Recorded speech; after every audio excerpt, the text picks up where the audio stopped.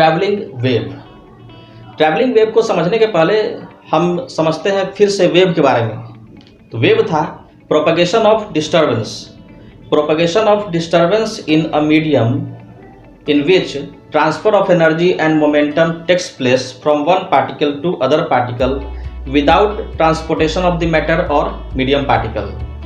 तो जब वेव का प्रोपगेशन होता है तो मीडियम पार्टिकल या मटेरियल का ट्रांसपोर्टेशन नहीं होता है। सभी मीडियम पार्टिकल अपने मीन पोजीशन के अबाउट ओसिलेट और वाइब्रेट करते हैं। और वेव का जब प्रोपगेशन होता है तो वेव ट्रेवल करता है in the form of trough and crest.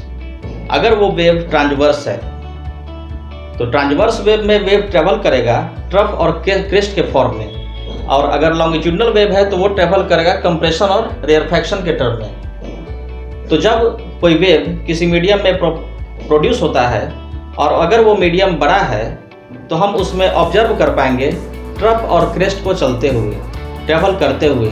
तो जब ट्रफ और क्रेस्ट ट्रेवल कर रहा होगा और ये ऑब्जर्व कर पाएंगे तो ऐसे वेव को हम बोलेंगे ट्रैवलिंग वेव। यानी ट्रैवलिंग वेव इसलिए नाम पड़ा क्योंकि इसमें ट्रफ और क्रेस्ट ट्रेवल कर रहा है। तो ऐसा हम इजीली कब ऑब्जर्व कर सकते हैं? जब मीडियम हमारे लिए बड़ा हो, किसी बड़े स्पेस में जब वेव का प्रोपगेशन हो रहा हो, या किसी बड़े रीजन में वेव का प्रोपगेशन हो रहा हो। अगर छोटे रीजन में हम देखेंगे तो वेव ट्रैवलिंग वेव को आसानी से ऑब्जर्व नहीं कर सकते। वहाँ पर ट्रैवलिंग वेव प्रोड्यूस होगा लेकिन इजीली ऑब्जर्वेबल नहीं होगा। तो ट्रैवलिंग वेव इजीली ऑब्जर्वेबल हो इसके लिए ये नेसेसरी है कि स्पेस शुड बी लार्ज। जैसे अगर मान लेते हैं कोई बहुत बड़ा स्ट्रिंग है और उससे बड़े स्ट्रिंग में अगर हम वेव क्रिएट कर दें तो वो वेव एक इंड पर अगर प्रोड्यूस होगा तो दूसरे इंड तक वो जाएगा। और अगर वो रोप या स्ट्रिंग बड़ा है तो उसमें जो स्नैप होगा या उसमें जो वेव पल्स होगा उसको हम ट्रेवल करता हुआ पाएंगे, और उसमें देखेंगे कि ट्रफ और क्रेस्ट ट्रेवल कर रहा है। तो वेव का जो शेप होगा वो ट्रफ और क्रेस्ट के फॉर्म में ट्रेवल करता हुआ आसानी से ऑब्जर्व कर पाएंगे। ट्रैवलिंग वेव को हम आसानी से विजुअलाइज कर सकते हैं एक और सिंपल एग्जाम्पल से, रिपल इन ए पॉन्ड। अगर किसी पॉन्ड में हम कोई स्टोन ड्रॉप करेंगे तो उसमें जो डिस्टर्बेंस क्रिएट होगा वो सर्कुलर फॉर्म में डिस्टर्बेंस प्रोपगेट करेगा और वो ट्रैवल करेगा जब तक कि कोई बाउंड्री न मिल जाए। तो जहाँ रीजन बड़ा है वहाँ पर ट्रैवलिंग वेव को हम देख सकते हैं, ऑब्जर्व कर सकते हैं। लेकिन अगर कोई स्पेस या रीजन बहुत छोटा हो तो उसमें ट्रैवलिंग वेव को आसानी से ऑब्जर्व नहीं कर सकते। जैसे अगर मान लेते हैं 1 मीटर या 2 मीटर लंबाई वाला स्ट्रिंग है और उसके एक इंड में हम कोई वेव पल्स या वेव जनरेट कर दिए कंटिन्यूसली। अगर एक इंड को हम ऑसिलेट करेंगे तो उसमें वेव पल्स आगे बढ़ता जाएगा और वेव जनरेट होगा। तो जब वो वेव एक इंड से दूसरे इंड तक पहुंचेगा तो पहुंचने में काफ़ी कम समय लगेगा और वेव दूसरे इंड से रिफ्लेक्ट करके फिर वापस लौट जाएगा।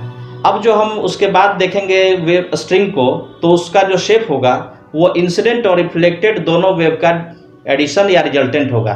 तो अब स्ट्रिंग का जो शेप होगा वो डिस्टॉर्टेड हो जाएगा पहले से। तो इसमें हम लोग अब ट्रैवलिंग वेव तो है लेकिन उसको ऑब्जर्व नहीं कर पाएंगे। तो ट्रैवलिंग वेव को ऑब्जर्व करने के लिए कंडीशन ये है कि स्पेस और रीजन शुड बी लार्ज। छोटे रीजन और स्पेस में ट्रैवलिंग वेव फॉर्म होगा लेकिन उसको ऑब्जर्व नहीं कर पाएंगे, क्योंकि जब कोई बाउंड्री मिलेगा तो कोई भी वेव बाउंड्री पे पहुंचेगा तो वहाँ से उसका रिफ्लेक्शन होगा। तो किसी भी ट्रैवलिंग वेव के लिए यही कंडीशन है कि अगर किसी मीडियम में कोई वेव क्रिएट हुआ तो वो मीडियम में ट्रैवल करता जाएगा। कब तक ट्रैवल करेगा? जब तक कि कोई बाउंड्री नहीं मिले। जैसे ही कोई बाउंड्री मिलेगा वेव वहाँ से रिफ्लेक्ट होकर के लौट आएगा और रिफ्लेक्टेड और इंसिडेंट वेव मिल करके अब एक नया वेव जनरेट करेगा, जिसको हम लोग आगे समझ सकते हैं सुपरपोजिशन और इंटरफेरेंस से। तो अब जो ऑब्जर्व कर पाएंगे वो इंटरफेरेंस ऑफ वेव ऑब्जर्व कर पाएंगे। तो सिंपल क्या है ट्रैवलिंग वेव, यानी कि ऐसा वेव जिसमें हमें वेव ट्रफ और क्रेस्ट के फॉर्म में या कंप्रेशन और रेयरफैक्शन के टर्म में वो ट्रैवल करता हुआ ऑब्जर्व हो। अब इसके बाद हम लोग समझते हैं कि ट्रैवलिंग वेव का इक्वेशन क्या होगा। Equation of a travelling wave. Travelling wave यानी कि जिसमें ट्रफ और क्रेस्ट ट्रैवल कर रहा हो या कंप्रेशन और रेयरफैक्शन ट्रैवल कर रहा हो, तो उसका इक्वेशन कैसे रिप्रेजेंट करेंगे। तो वेव के बारे में जानते हैं कि जब वेव किसी पॉइंट पर पहुंचेगा तो मीडियम पार्टिकल ओसिलेट करना स्टार्ट करेगा। एक मीडियम पार्टिकल अपना एनर्जी नेबरिंग मीडियम पार्टिकल को ट्रांसफ़र करेगा और वो मीडियम पार्टिकल भी ओसिलेट करना स्टार्ट करेगा। इस तरह से एनर्जी का ट्रांसफ़र होता है एक मीडियम पार्टिकल से दूसरे मीडियम पार्टिकल तक, और मीडियम पार्टिकल अपने मीन पोजीशन के अबाउट ओसिलेट करेगा। अगर ट्रांसवर्स वेव है तो परपेंडिकुलर टू प्रोपगेशन ओसिलेट करेगा, और लॉन्गिट्यूडनल वेव है तो along direction of propagation oscillate करेगा। तो दोनों ही केस में मीडियम पार्टिकल को डिस्प्लेसमेंट मिलेगा अपने मीन पोजीशन के अबाउट। तो मान लेते हैं कि कोई मीडियम पार्टिकल टाइम t पर उसको डिस्प्लेसमेंट मिला y, तो ये मीन पोजीशन के अबाउट ओसिलेट कर रहा है अप डाउन। अगर वेव मान लेते हैं कि ट्रांसवर्स वेव है और वेव ट्रेवल कर रहा है along positive x axis along this direction, इसको मान लिए कि ये एक्स एक्सिस है, तो कोई वेव ट्रेवल कर रहा है along this direction with velocity v, और किसी टाइम t पर मीडियम पार्टिकल को डिस्प्लेसमेंट मिला y। क्योंकि ट्रांसवर्स वेव है तो medium particle perpendicular to X axis oscillate और वाइब्रेट करेगा और वेव ट्रेवल करेगा अलोंग एक्स एक्सिस। तो यहाँ हम बोल सकते हैं कि displacement of medium particle y होगा फंक्शन ऑफ टाइम। क्योंकि एसएचएम में हम देख चुके हैं कि कोई भी मीडियम पार्टिकल या कोई पार्टिकल जो सिंपल हार्मोनिक ऑसिलेशन कर रहा है उसका डिस्प्लेसमेंट मीन पोजीशन से टाइम का फंक्शन होगा, तो y is a function of time. अब जो मीडियम पार्टिकल यहाँ पर है, सेम डिस्प्लेसमेंट जो इस मीडियम पार्टिकल को डिस्प्लेसमेंट मिला है वही डिस्प्लेसमेंट इसके पास किस समय रहा होगा। तो वेव अगर मान लेते हैं कि यहाँ से यहाँ x डिस्टेंस ट्रेवल करके चला और विथ वेलोसिटी v वेलोसिटी से ट्रेवल किया x डिस्टेंस, तो ट्रेवल करने में टाइम उसको लग जाएगा x बाई v। तो अगर यहाँ पर टाइम t है तो यहाँ पर टाइम कितना रहा होगा, t minus x by v। तो जो डिस्प्लेसमेंट इस टाइम पर मिला इस मीडियम पार्टिकल को y, तो सेम डिस्प्लेसमेंट y मिल जाएगा मीडियम पार्टिकल को किस समय, तो t equals to time t equals to t minus x by we. तो बोल सकते हैं कि y is a function of t minus x by V.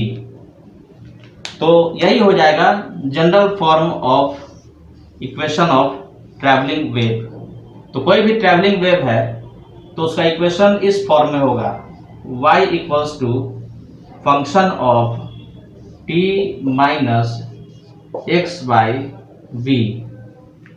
और देख सकते हैं कि इसमें वेव ट्रेवल कर रहा था अलोंग पॉजिटिव एक्स एक्सिस, इसलिए यहाँ पर टाइम में माइनस हुआ, तो यहाँ पर इक्वेशन इस तरह से आएगा। तो अगर कोई ट्रैवलिंग वेव मूव कर रहा है along positive x axis, then equation of travelling wave इस फॉर्म में होगा y equals to function of t minus x by v if wave is moving along positive x axis, और अगर ये wave travel कर रहा है along negative x axis, y equals to function of हो जाएगा माइनस यहाँ पर प्लस, तो यहाँ पर हो जाएगा equation t plus x by v if wave is travelling और मूविंग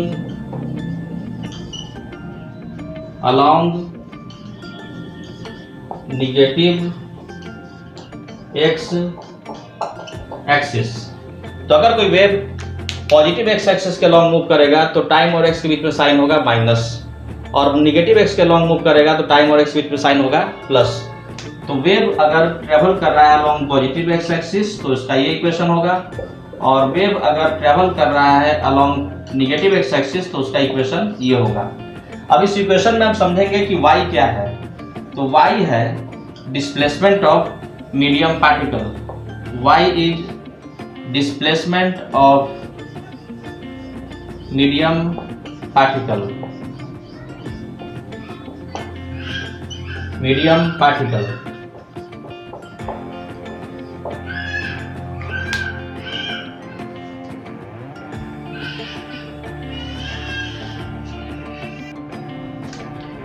ट्रैवलिंग वेव को एक एग्जाम्पल समझते हैं। जैसे अगर मान लेते हैं कि कोई इक्वेशन है y equals to 10 e to the power minus x by 5 minus t by 10 where x is in meter and time is in second। तो क्या ये इक्वेशन ट्रैवलिंग वेव की इक्वेशन को रिप्रेजेंट कर रहा है? तो सबसे पहले देख सकते हैं कि ये function t minus x by v के फॉर्म में है कि नहीं।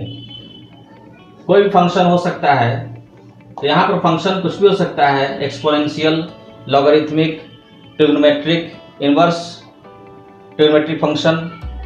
तो कोई फंक्शन होना चाहिए लेकिन वो डिफाइंड होना चाहिए for all values of t and x।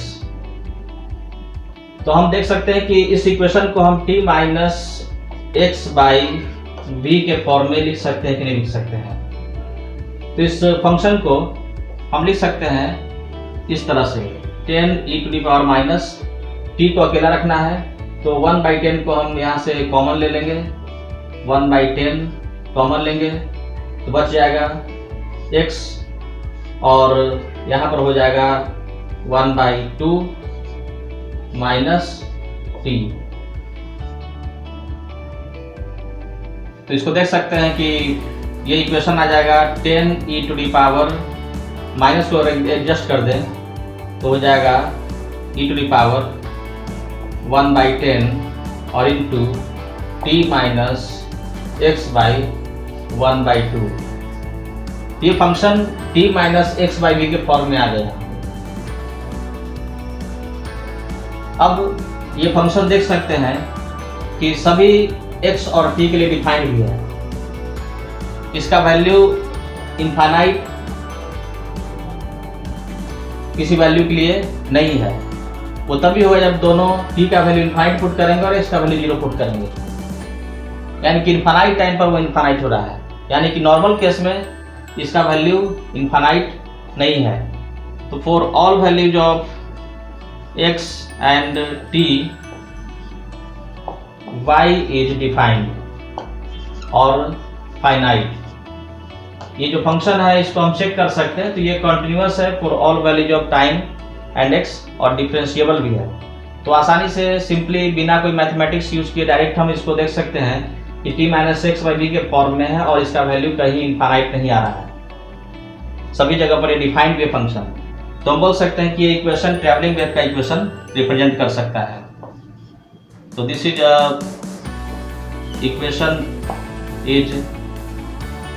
Equation of travelling wave.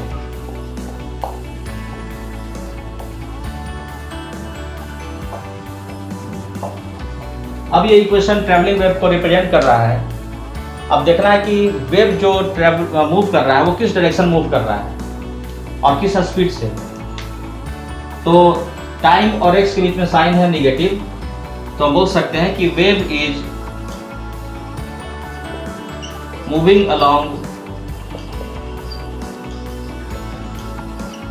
Along positive x axis. Positive x axis के अलोंग वेव मूव कर रहा है, क्योंकि टाइम और x के बीच में साइन है माइनस। अगर प्लस होता तो निगेटिव x एक्सिस बोलते। और with velocity v equals to 1/2 metre per second, क्योंकि x मीटर में है टाइम सेकेंड में है। x मीटर में टाइम सेकेंड में, तो वेलोसिटी हो जाएगा मीटर पर सेकेंड। तो वेलोसिटी है 1/2 मीटर पर सेकेंड। तो इस तरह से देख सकते हैं कि ये एग्जाम्पल, ये इक्वेशन ट्रैवलिंग वेव के इक्वेशन को रिप्रेजेंट कर रहा है।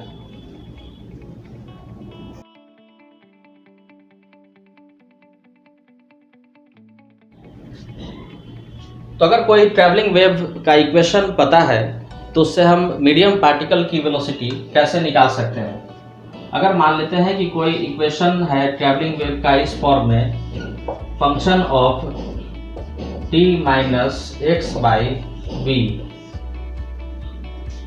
तो वेलोसिटी ऑफ मीडियम पार्टिकल मिलेगा del y by del t से, velocity of medium particle del y by del t, और एक्सेलरेशन ऑफ मीडियम पार्टिकल भी मिल सकता है, वो डिफरेंशिएशन ऑफ वेलोसिटी से मिलेगा, del d t of velocity of medium particle, यानी कि del square y by del t square. यहाँ पर del y by del t क्या है? Partial differentiation of y with respect to time t, where other variables x should be treated like constants. जैसे यहाँ पर इस फंक्शन में time और एक्स दो वेरिएबल हैं, तो जब हम डिफरेंशिएशन करेंगे वाई का टाइम के रिस्पेक्ट में, तो एक्स को कांस्टेंट की तरह ट्रीट करेंगे। इसको हम एक एग्जांपल से समझते हैं।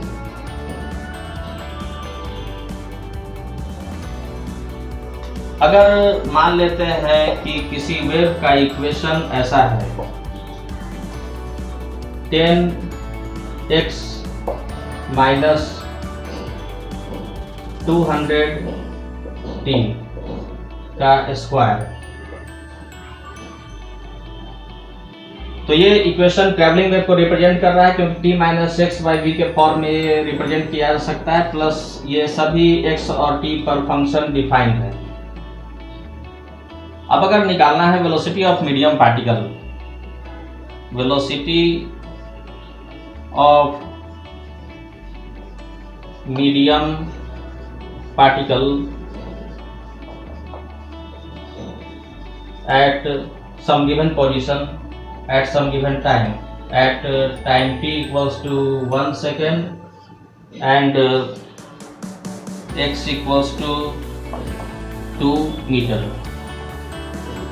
ये कैलकुलेट करना है, ये बताना है कि मीडियम पार्टिकल की velocity t equals to 1 second और x इक्वल्स टू 2 मीटर पर कितना होगा।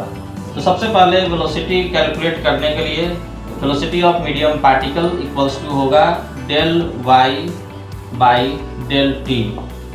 अब इसका डिफरेंशिएशन करेंगे तो इसमें केवल टाइम को वेरिएबल मानेंगे और x को कांस्टेंट मानेंगे। तो y का डिफरेंशिएशन तो सबसे पहले करेंगे, तो इसका डिफरेंशिएशन तो पावर 2 है, तो 2 कांस्टेंट पावर यहाँ पर मल्टीप्लाई हो गया और इसके ऊपर पावर 1 रिड्यूस होगा, तो 2 माइनस 1 1, और अब ब्रैकेट के अंदर वाले टर्म का डिफरेंशिएशन, तो 10x का डिफरेंशिएशन 0, क्योंकि x को कांस्टेंट मान के ट्रीट करेंगे। टाइम वाले टर्म को केवल वेरिएबल मानना है, टाइम वाले केवल वेरिएबल मानना है, तो यहाँ पर ये टर्म कांस्टेंट और इसका डिफरेंशिएशन माइनस 200, तो यहाँ पर हो जाएगा इंटू माइनस 200। तो फिर देखते हैं कि del y by del t क्या होगा, इसका डिफरेंशिएशन, तो पावर मल्टीप्लाई हो गया, पावर रिड्यूस हो गया, अब फिर ब्रैकेट वाले का डिफरेंशिएशन, तो x कांस्टेंट है, इसका डिफरेंशिएशन 0, इसका डिफरेंशिएशन माइनस 200, तो ये हो जाएगा minus 400 into 10x minus 200t। और अब जो गिवन कंडीशन है उसको पुट करेंगे, t equals to 1 and x equals to 2 put करने पर velocity of medium particle calculate किया जा सकता है। ये हो जाएगा माइनस 400 और 10 इंटू एक्स का वैल्यू 2 माइनस 200 इंटू टाइम का वैल्यू 1, ये हो जाएगा माइनस 400 और इंटू 180 माइनस 180, दोनों मिलकर हो जाएगा प्लस। और ये यूनिट जो होगा वो x और t पे डिपेंड करेगा। अगर x मीटर में, टाइम सेकंड में है, तो ये हो जाएगा मीटर पर सेकंड। तो इस तरह से हम लोग कैलकुलेट कर सकते हैं वेलोसिटी ऑफ मीडियम पार्टिकल। सबसे पहले del y by del t और फिर जो x और t का वैल्यू होगा वो हम लोग पुट करेंगे।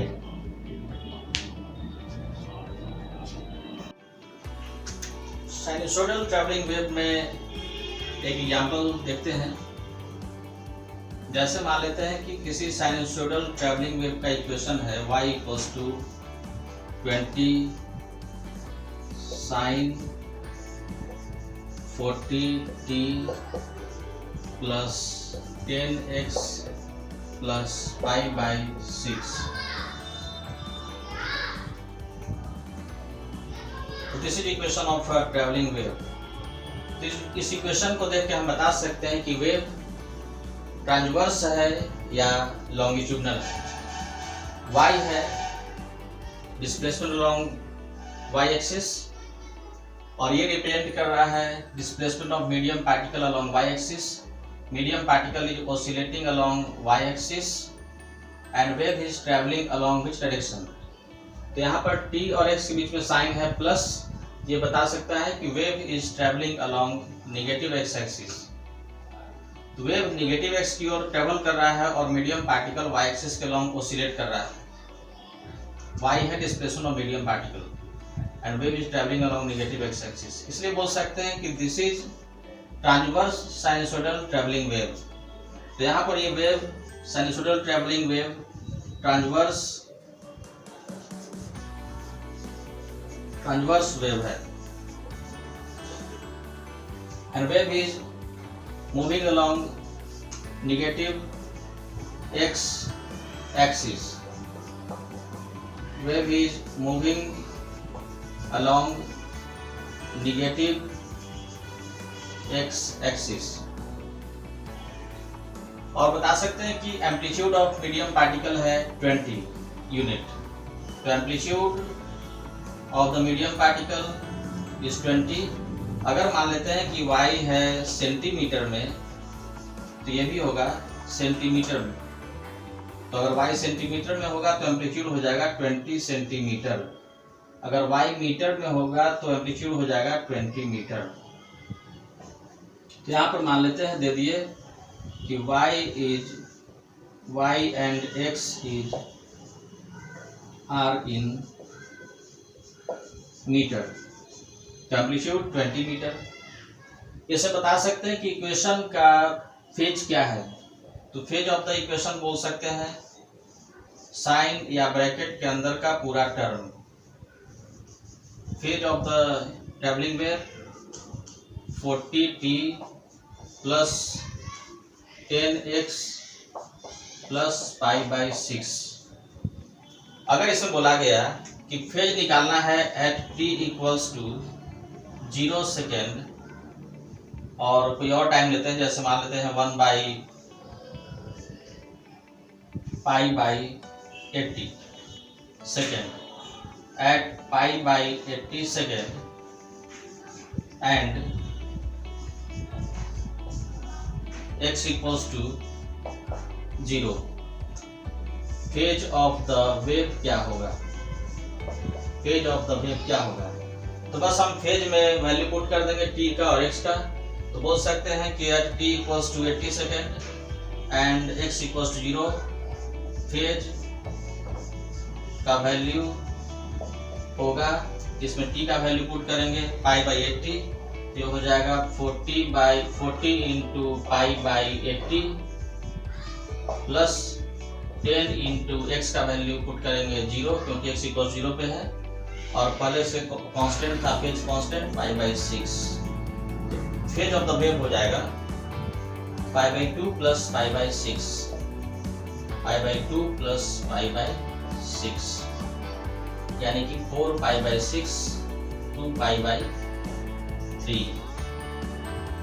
तो इस केस में इस गिवन कंडीशन के लिए फेज इतना होगा। डिफरेंट टाइम या पोजीशन पुट करेंगे तो फेज का वैल्यू भी मिलता जाएगा। अगर इसी में हमको निकालना हो वेव का वेलोसिटी बता सकते हैं कितना होना चाहिए। इसको लाना होगा t प्लस माइनस x/v के फॉर्म में। तो अगर वेलोसिटी निकालना है कि वेव की वेलोसिटी कितनी है, तो इसको आसानी से देख सकते हैं। इस इक्वेशन को लिख सकते हैं 20 साइन, और टाइम को अकेला रखना है, 40 को यहाँ से कॉमन ले लेंगे, तो 40 बाहर कर लेंगे ब्रैकेट के, तो बचेगा t प्लस x/4 प्लस π/6। तो x के नीचे जो टर्म है वो है वेलोसिटी। तो वेलोसिटी हो जाएगा वेव का 4 मीटर पर सेकेंड, अगर x मीटर में और टाइम सेकंड में। अगर x सेंटीमीटर में होता और टाइम सेकंड में, तो ये होता 4 सेंटीमीटर पर सेकंड। अगर इसमें हमको निकालना है कि पार्टिकल का फ्रीक्वेंसी और वेवलेंथ कितना है, तो इस इक्वेशन में देख सकते हैं कि जनरल फॉर्म जो होता है साइनसोइडल वेव का, वो होता है इस फॉर्म में 20 साइन और ओमेगा टी प्लस माइनस के एक्स प्लस 5। तो कंपेयर करेंगे तो टाइम के साथ जो कोफिशिएंट है वो 40 है, यानी कि ओमेगा इक्वल्स टू 40। तो एंगुलर फ्रीक्वेंसी ओमेगा 40 है एंड के इक्वल्स टू 10। ओमेगा का मतलब होता है 2 पाई बाई टाइम पीरियड या 2 पाई एफ। एफ है फ्रीक्वेंसी, लीनियर फ्रीक्वेंसी। तो linear frequency of the wave हो जाएगा 40 बाई 2 पाई हर्ट्ज, ये आ जाएगा हर्ट्ज में। और अगर वेवलेंथ निकालना है तो के का मतलब है 2 पाई बाई लैम्डा और इक्वल्स टू ये 10 है। तो यहाँ से बता सकते हैं कि lambda equals to 2 pi by 10 metre. अगर x मीटर में है तो लैम्डा मीटर में आएगा, ये हो जाएगा पाई बाई 5 मीटर। तो इस तरह से इस इक्वेशन से हम लोग कैलकुलेट कर सकते हैं कि वेव का फ्रीक्वेंसी, टाइम पीरियड, वेवलेंथ क्या है, एम्पलीट्यूड क्या है, फेज क्या है।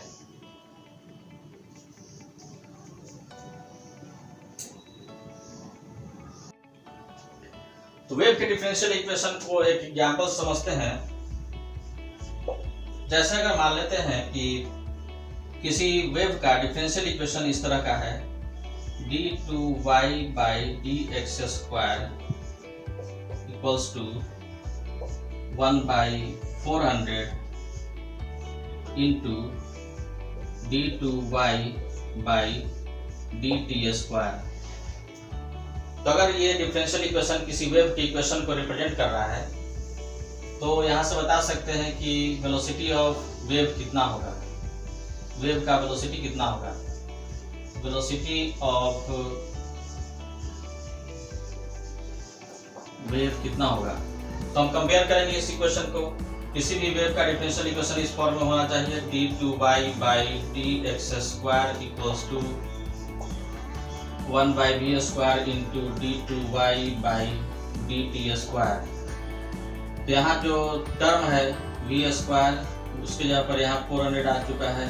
तो यहाँ से बोल सकते हैं कि v स्क्वायर इक्वल्स टू 400, तो v इक्वल्स टू 20। और अगर x मीटर में और टाइम सेकंड में है तो ये हो जाएगा मीटर पर सेकंड। ये मीटर पर सेकंड में तभी होगा जब टाइम होगा सेकंड में और x और y होगा मीटर में। इस तरह से एक और एग्जाम्पल समझते हैं कि कोई इक्वेशन डिफरेंशियल इक्वेशन को रिप्रेजेंट कर रहा है वेव की इक्वेशन को, तो वेव का वेलोसिटी कितना होगा। जैसे अगर कोई इक्वेशन है d2y by dt square equals to 1 by 20 और d2y by del x square. तो यहाँ से बता सकते हैं कि वेव का वेलोसिटी क्या होगा। तो फिर से देखते हैं डिफरेंशियल इक्वेशन ऑफ वेव क्या था, d2y by dx square equals to 1 by v square into d2y by dt square. तो d2y बाई dx स्क्वायर के फॉर्म में इसको लिख सकते हैं इस इक्वेशन को, और ये इक्वेशन आ जाएगा इस फॉर्म में d2y by dx square equals to 20 into d2y by dt square. यानी कि कंपेयर करेंगे तो d2y बाई dt स्क्वायर का कोफिशिएंट 1 बाई v स्क्वायर और यहाँ पर 20 है।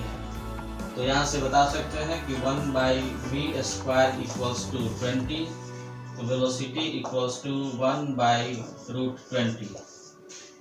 और यूनिट डिपेंड करेगा कि टाइम और x का यूनिट क्या है।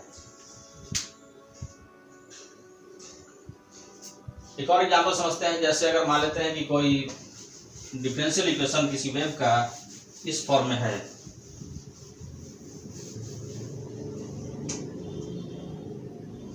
d2y by dt square into a equals to d2y by dx square.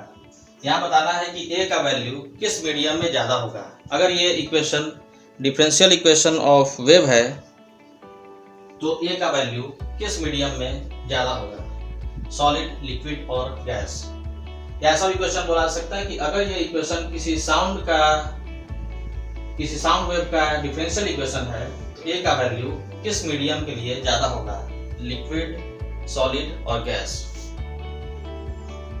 तो हम लोग जानते हैं कि किसी भी वेव का डिफरेंशियल इक्वेशन इस फॉर्म में होता है d2y by dx square equals to 1 by v square into d2y by delta t square. तो इसके साथ जो कोफिशिएंट है वो 1 बाई वी स्क्वायर है, इसके साथ कोफिशिएंट यहाँ पर a है, तो बोल सकते हैं कि 1 by v square equals to a, यानी कि v equals to 1 by root a। तो जिस मीडियम में v का वैल्यू ज़्यादा होगा उसमें a का वैल्यू कम होगा। तो जिस मीडियम में साउंड का स्पीड ज़्यादा होगा उस मीडियम में ए का वैल्यू कम होगा। हम लोग जानते हैं कि साउंड का स्पीड सबसे कम गैसियस मीडियम में होता है, तो इसका मिनिमम वैल्यू होगा गैसियस मीडियम में, तो ए का वैल्यू होगा गैसियस मीडियम में मैक्सिमम। तो value of A will be greater in gaseous medium.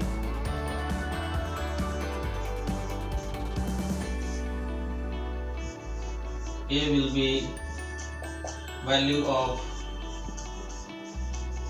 A will be maximum in gaseous medium, और सॉलिड में A का वैल्यू यहाँ पर इस क्वेश्चन में सबसे कम होगा। Value of A will be minimum in solid medium। तो ऐसा डिफरेंशियल इक्वेशन पर based question examination point of view से इंपॉर्टेंट है, ये फ्रीक्वेंटली पूछा जाता रहा है।